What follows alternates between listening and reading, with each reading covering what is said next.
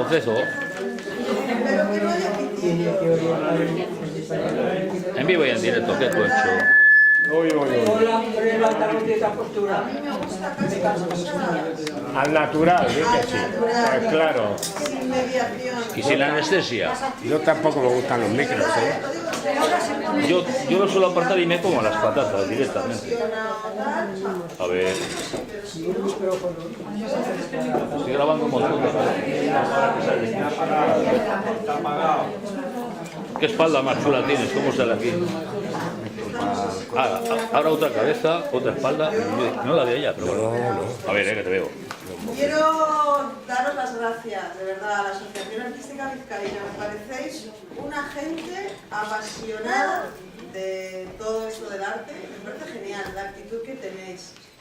Y ojalá pues tengamos nosotras también esta actitud así para toda la vida, ¿no? Porque celebrar de esta manera y, no sé, cultivar todo el arte que cultiváis a lo largo del año, con todas las actividades que hacéis y todo, me parece loable, admirable y ejemplarizante. Es que ricasco. No te hemos dicho nada. Hay que decirlo. Lo que voy a hacer es la lectura expresiva Sí. del cuento de Unamuno, Solitaria. Es un cuento que dura una media hora, 35 minutos así más o menos. Es un cuento muy bonito, muy, no sé, tiene como muy entrañable y refleja muy bien pues el Bilbao de finales del siglo XIX, principios del XX, pero que puede llegar hasta nuestros días, que hay como vestigios todavía de ese Bilbao, ¿no? Lo podemos reconocer y claramente lo hemos visto en las calles del Casco Viejo y en las tiendas y en el estilo y costumbres, estilo de vida que cuenta y las costumbres. Yo creo que independientemente de la edad que tengamos cada una, pues es una experiencia que tenemos dentro y la vamos a reconocer, y a mí por eso me gusta leerlo. Entonces, bueno, pues allá va.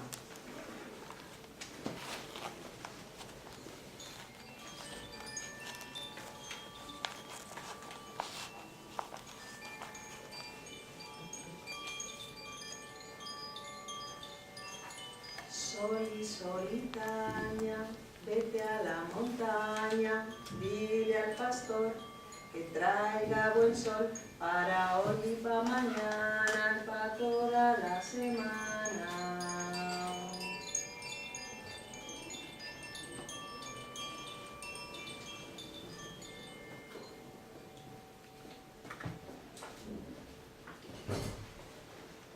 Érase en Artecalle. Entendería, o en otra cualquiera de las 7 calles, una tiendecita para aldeanos a cuya puerta paraban muchas veces las zamurianas con sus burros. El cuchitril daba a la angosta portada y constreñía el acceso a la casa un banquillo lleno de piezas de tela. Paños rojos, azules, verdes, pardos y de 1000 colores para sayas y refajos. Colgaban sobre la achatada y contrahecha puerta pantalones, blusas azules, elásticos de punto abigarrados de azul y rojo, fajas de vivísima púrpura pendientes de sus 2 extremos, boinas y otros géneros, mecidos todos los colgajos por el viento noroeste, que se filtraba por la calle como por un tubo y formando a la entrada como un arco que ahogaba a la puertecilla. Las aldeanas paraban en medio de la calle, hablaban, se acercaban, tocaban y retocaban los géneros, hablaban otra vez. Iban, volvían a regatear y al cabo se quedaban con el género. El mostrador, reluciente con el brillo triste que da el roce, estaba atestado de piezas de tela. Sobre él, unas compuertas pendientes que se levantaban para sujetarlas al techo con unos ganchos y servían para cerrar la tienda y limitar el horizonte. Por dentro de la boca abierta de aquel caleidoscopio, olor a lienzo y humedad por todas partes. Y en todos los rincones, piezas, prendas de vestido, tela de tierra para camisas de penitencia, montones de boinas, todo en desorden agradable, en el suelo, sobre bancos y en estantes, y junto a una ventana que recibía la luz opaca y triste del cantón, una mesilla con su tintero y los libros de Don Roque. Era una tienda de género para la aldeanería. Los sentidos frescos del hombre del pueblo gustan los choques vivos de colorines y sillones. Buscan las alegres sinfonías del rojo con el verde y el azul. Y las carotas rojas de las mozas aldeanas parecen arder sobre el pañuelo de grandes y abigarrados dibujos. En aquella tienda se les ofrecía todo el género a la vista y al tacto, que es lo que quiere el hombre que come con ojos, manos y boca. Nunca se ha visto género más alegre, más chillón y más frescamente cálido en tienda más triste, más callada y más tibiamente fría. Junto a esta tienda, a un lado, una zapatería con todo el género en filas, a la vista del transeúnte. Al otro lado, una confitería oliendo a cera. Asomaba la cabeza por aquella cáscara cubierta de flores de trapo el caracol humano, húmedo, escondido y silencioso, que arrastra su casita paso a paso con marcha imperceptible, dejando en el camino un rastro viscoso que brilla un momento y luego se borra. Don Roque de Aguirre Goicoa y Aguirre Becúa, por mal nombre Solitaña, era de por ahí, de una de esas aldeas de chorriericos o cosa parecida, si es que no era de hacia la parte de Arrigorriaga. No hay memoria de cuándo vino a recalar a Bilbao, ni de cuándo había sido larva joven, si es que lo fue algún tiempo. Ni se sabía, a punto cierto, cómo se casó y por qué se casó. Aunque se sabía cuándo, pues desde entonces empezaba su vida. Se deduce a priori que le trajo de la aldea algún tío para dedicarle a la tienda. Nariz larga, gruesa y firme. El labio inferior saliente. Ojos apagados a la sombra de grandes cejas. Afeitado cuidadosamente. Más tarde, calvo. Manos grandes y pies mayores. Al andar, se balanceaba un poco. Su mujer, Rufina de Bengoechevarri y Goicoechezarra, era también de por ahí, pero aclimatada en Artecalle. Una ardilla, una cotorra, y lista como un demonio. Domesticó a su marido, a quien quería por lo bueno. Era tan infeliz, Solitaña. Un bendito de Dios, un ángel, manso como un cordero, perseverante como un perro, paciente como un borrico. El agua que fecunda a un terreno esteriliza a otro, y el viento húmedo que se filtraba por la calle oscura hizo fermentar y vigorizarse al espíritu de doña Rufina, mientras aplanó y enmoheció al de don Roque.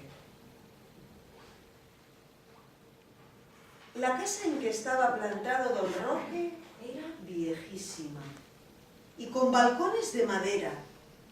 Tenía la cara más cómicamente trágica que puede darse.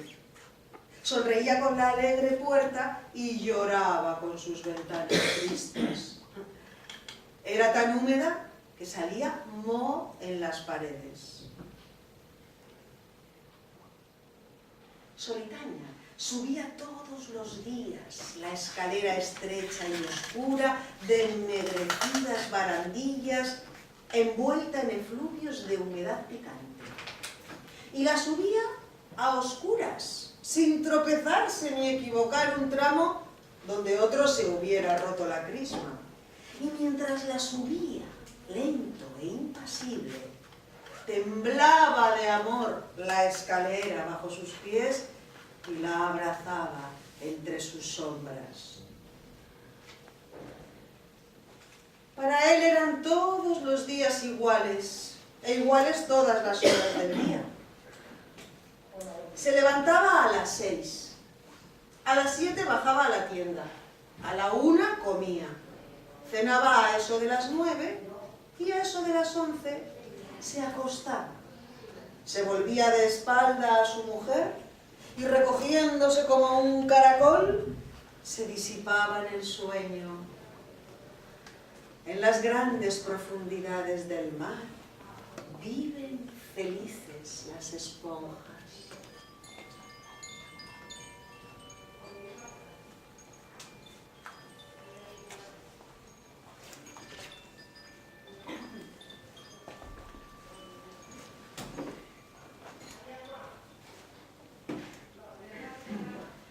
Todos los días rezaba el rosario. Repetía las avemarías como la cigarra y el mar repiten a todas horas el mismo himno. Sentía un voluptuoso cosquilleo al llegar a los ora pro nobis de la letanía. Siempre, halagos, tenían que advertirle que los ora pro nobis habían dado fin.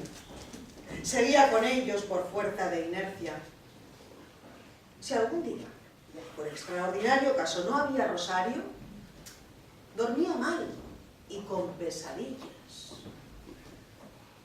Los domingos lo rezaba en Santiago y era para Solitaña goce singular el oír medio amodorrado por la oscuridad del templo que otras voces gangosas repetían con él a coro: ora pro nobis, ora pro nobis, ora pro nobis.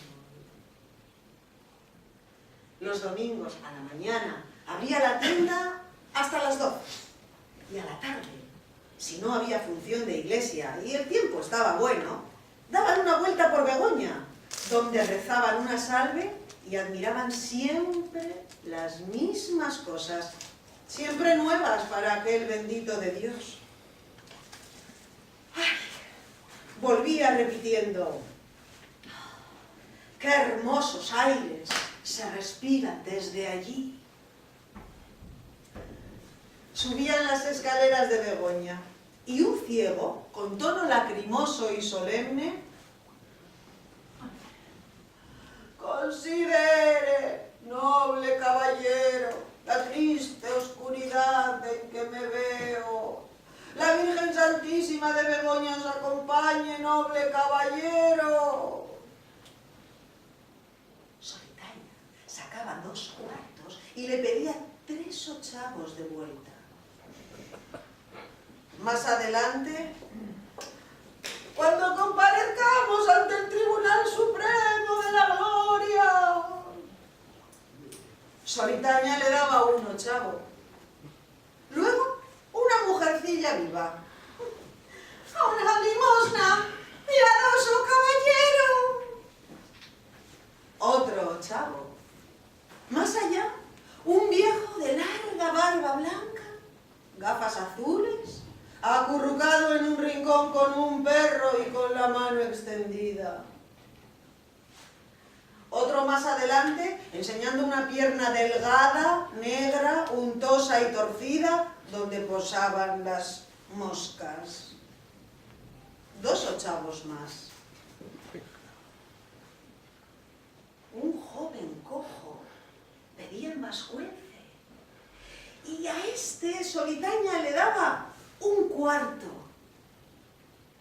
Aquellos acentos sacudían en el alma de don Roque su fondo yacente y sentía en ella olor a campo, verde como sus paños para sayas, brisas de aldea, vaho de humo del caserío, gusto a Borona. Era una evocación que le hacía oír en el fondo de sí mismo y, como salidos de un fonógrafo, cantos de mozas, chirridos de carro, mugidos de buey, cacareos de gallina, piar de pájaros. Algo que reposaba formando légamo en el fondo del caracol humano, como polvo amasado con la humedad de la calle y de la casa.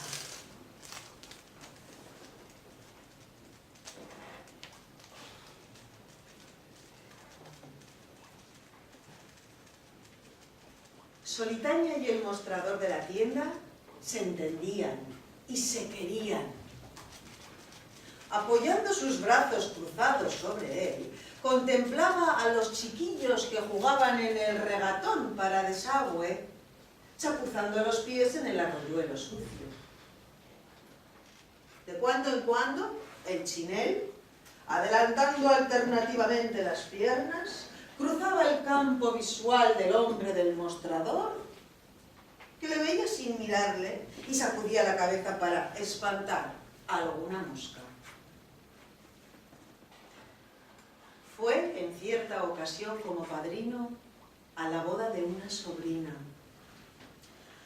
«A refrescar un poco la cabeza», decía su mujer. «A estirar el cuerpo, siempre metido aquí como un oso.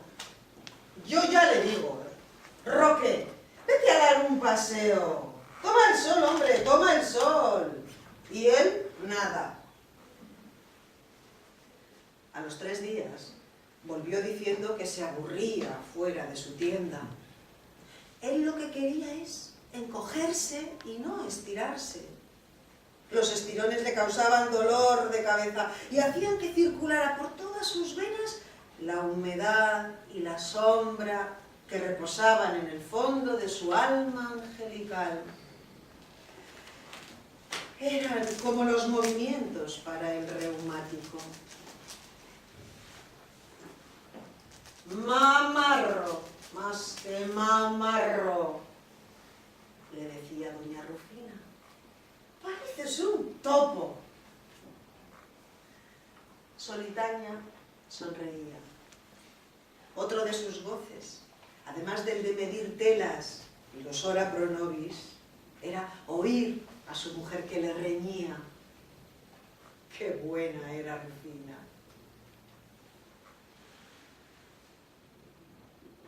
Venía alguna mujer a comprar. «Vamos, ya me dará usted a 18. «No puede ser, señora». «Siempre dicen ustedes lo mismo. Pues usted mascarero, lo menos la mitad gana usted». «Nada, a 18, a 18». «No puede ser, señora». «Vaya, me lo llevo». «Tome usted». «Señora, no puede ser». «Bueno, lo será. Si quiera 18,5, vaya, me lo llevo». «No puede ser, señora». «Pues bien, ni usted ni yo, a 19». «No puede ser». Vencida al fin por el eterno martilleo del hombre húmedo, o se iba o pagaba los 20. Así es que preferían entenderse con ella, que aunque tampoco cedía, daba razones, discutía, ponderaba el género, en fin, hablaba.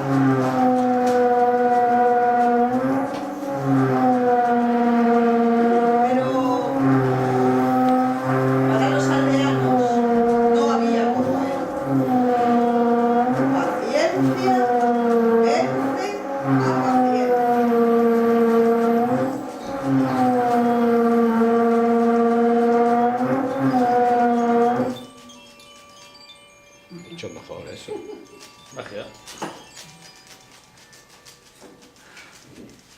La tienda de Solitaña era afortunada.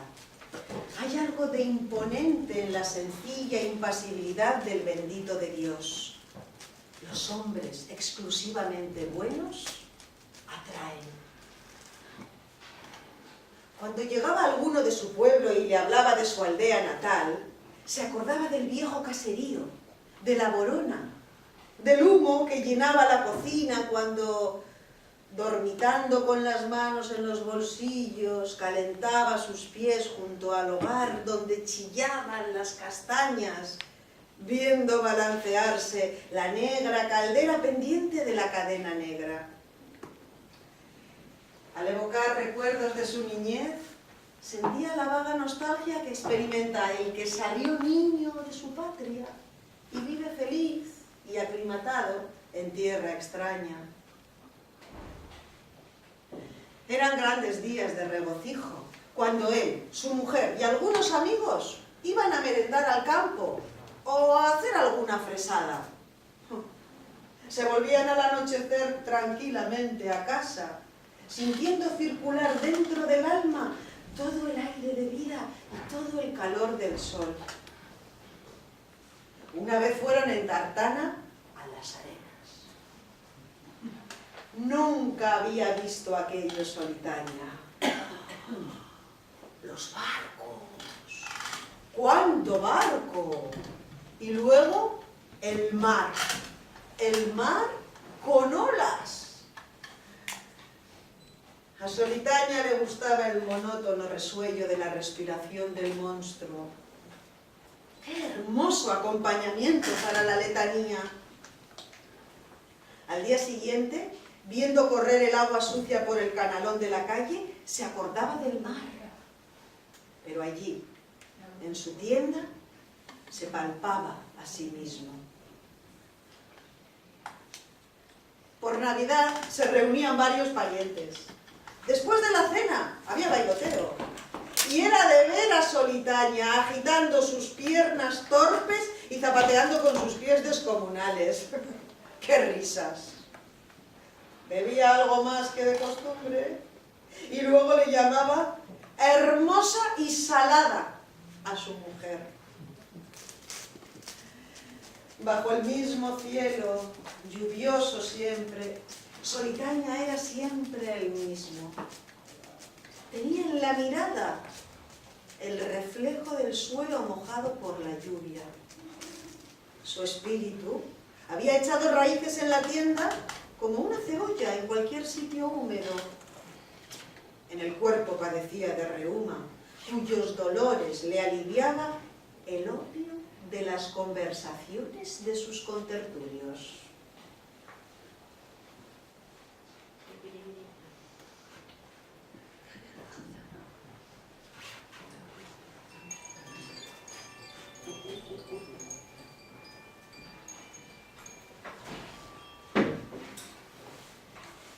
Iban a la noche de tertulia un viejo, siempre tan guapo, viscor, según él decía, alegre y dicharachero, que contaba siempre escenas de caza y de limonada.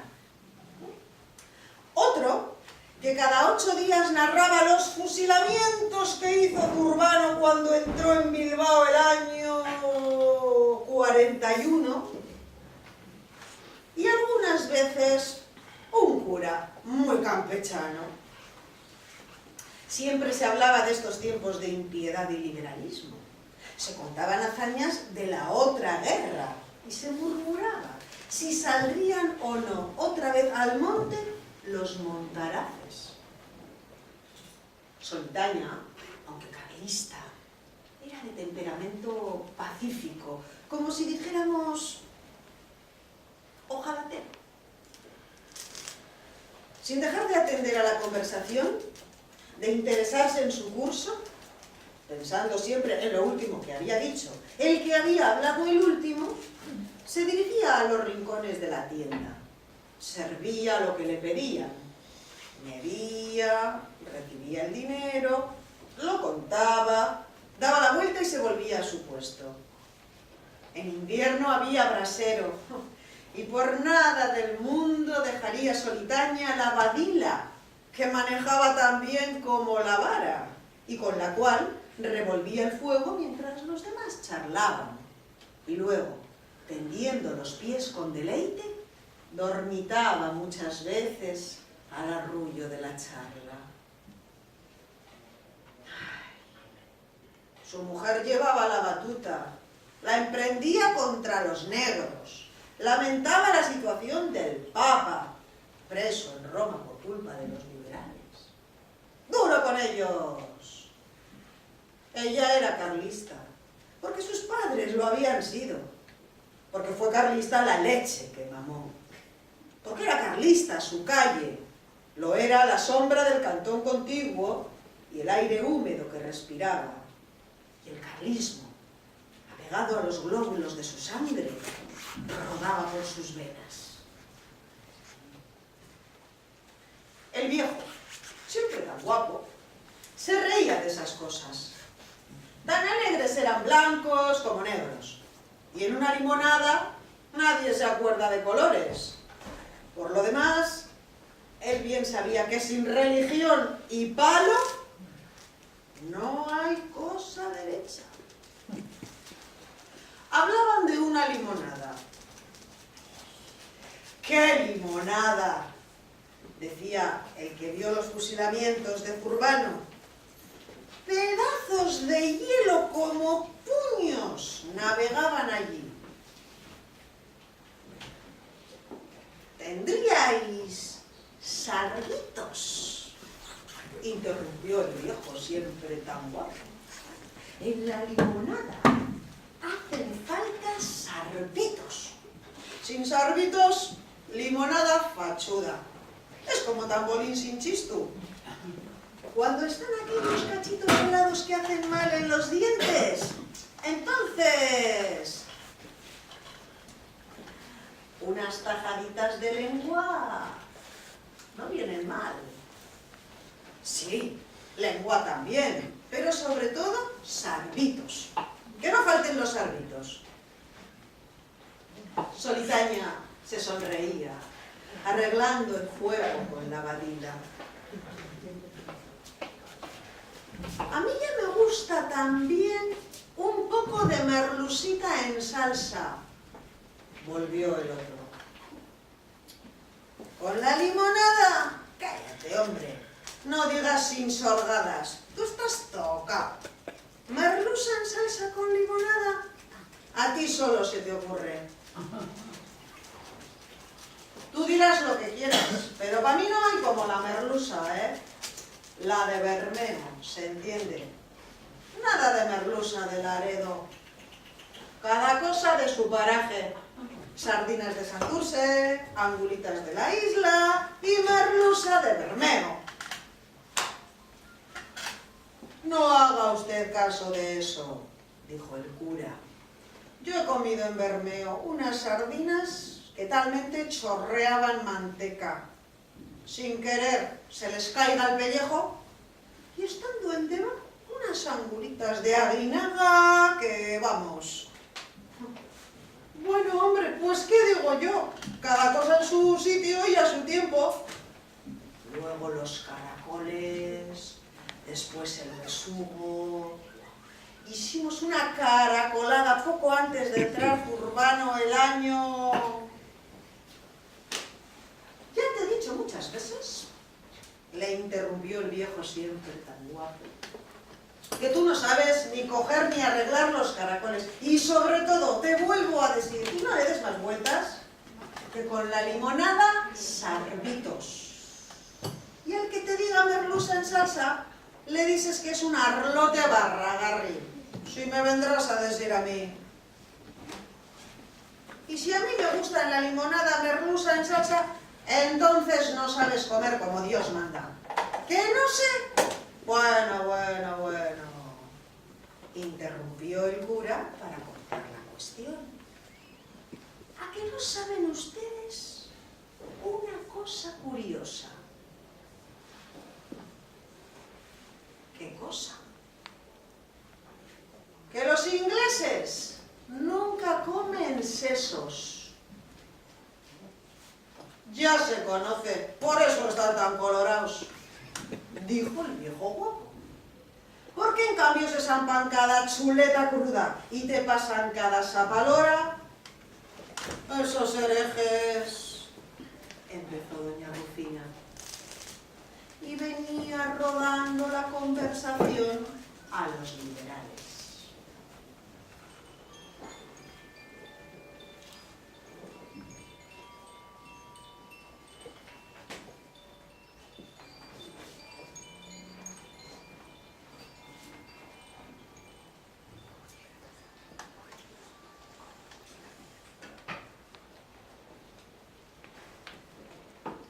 Cuando los contertulios se marchaban, cerraban la tienda doña Rufina y su marido.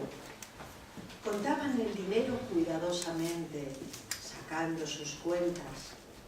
Luego, con una vela encendida, registraban todos los rincones de la tienda. Miraban tras de las piezas, bajo el mostrador y los banquillos.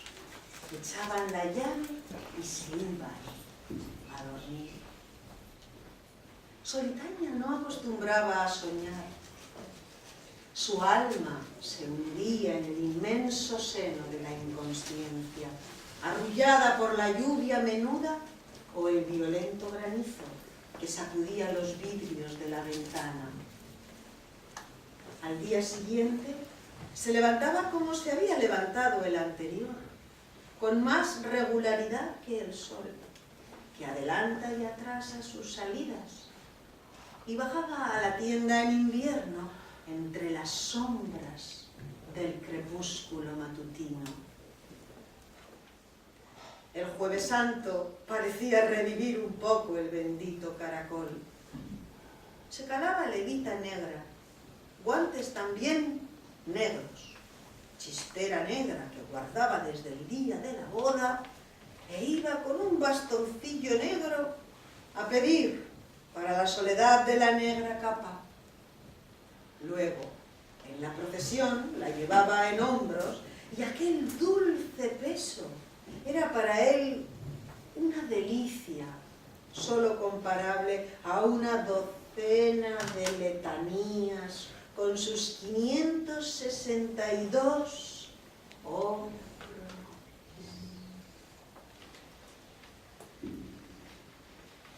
Pobre ángel de Dios, dormido en la carne. No hay que tenerle lástima. Era padre, y toda la humedad de su alma parecía evaporarse a la vista del pequeño. ¿Besos? ¿Qué? Esto en él era cosa rara. Apenas se le vio besar a su hijo, a quien quería como buen padre, con delirio. Vino el bombardeo. Se refugió la gente en las lonjas y empezó la vida de familias acuarteladas. Nada cambió para Solitaña. Todo siguió lo mismo.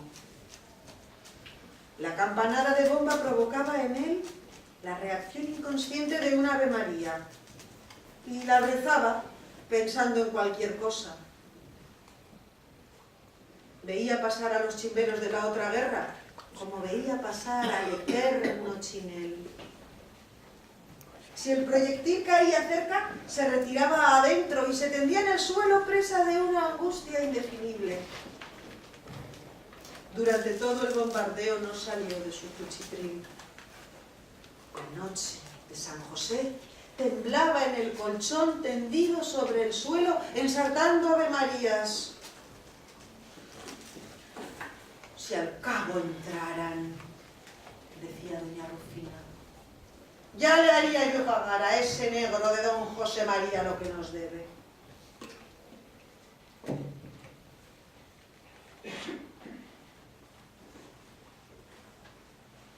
Su hijo fue a estudiar medicina. La madre le acompañó a Valladolid. A su cargo, corría todo lo del chico. Cuando acabó la carrera, pensaron por un momento dejar la tienda. Pero Solitaña sin ella hubiera muerto de fiebre, como un oso blanco transportado al África ecuatorial. Vino el terremoto de los Osunas, y cuando las obligaciones bambolearon, crujió todo y cayeron entre ruinas de oro familias enteras. Se encontró Solitaña una mañana lluviosa y fría con que aquel papel era papel mojado, y lo remojó en lágrimas. Bajó mustio a la tienda y siguió su vida.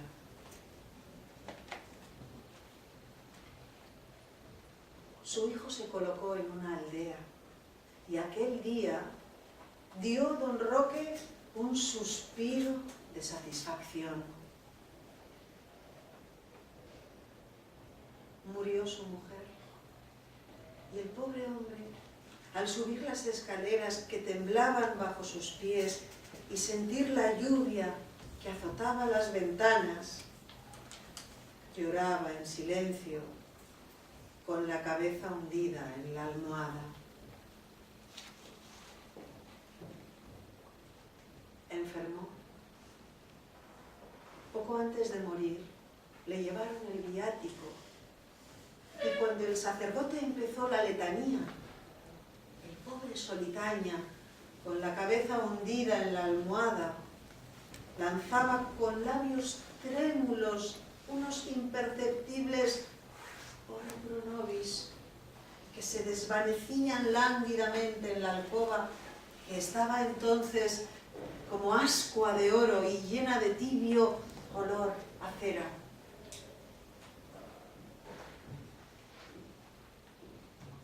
Murió.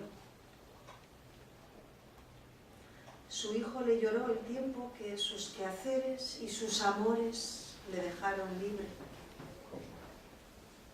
Quedó en el aire el hueco que al morir deja un mosquito.